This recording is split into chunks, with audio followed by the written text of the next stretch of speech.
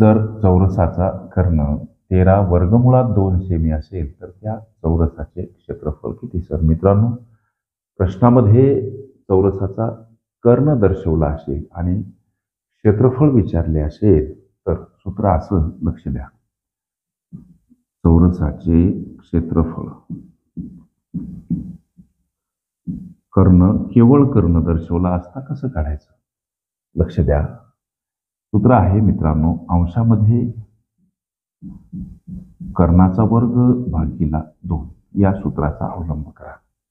आता कर्ण किती आहे? 13 वर्गमुळात 2. ओके, सूत्र सांगते त्याप्रमाणे 13 वर्गमुळात 2 याचा काय होणार? वर्ग. कारण सूत्र म्हणते कर्णाचा वर्ग करा.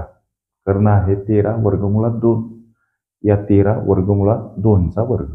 ओके, लक्षात आलं तुमच्या? छेदस्थानी 2. लक्ष द्या. आता इथं 13चाही वर्ग या वर्गमुळात 2चाही वर्ग. वर्ग ही संकल्पना म्हणजे दोनदा गुणाकार. इथं 13चा वर्ग 169 कसे आले?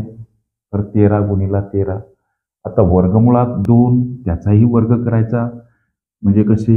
वर्गमुळात 2 गुणिला वर्गमुळात 2 हा गुणाकार. याचा अर्थ वर्गमुळात 4. दुसरा अर्थ या 4चं वर्गमूळ किती हो? 2.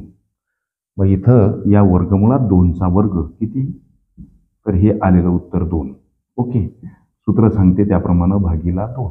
ओके, आता या 2ला 2 गायब. 169 चौरस सेमी हे त्या चौरसाचं काय? क्षेत्रफळ असणार, जे आपल्याला पर्याय क्रमांक डी मध्ये दर्शवलेलं आहे.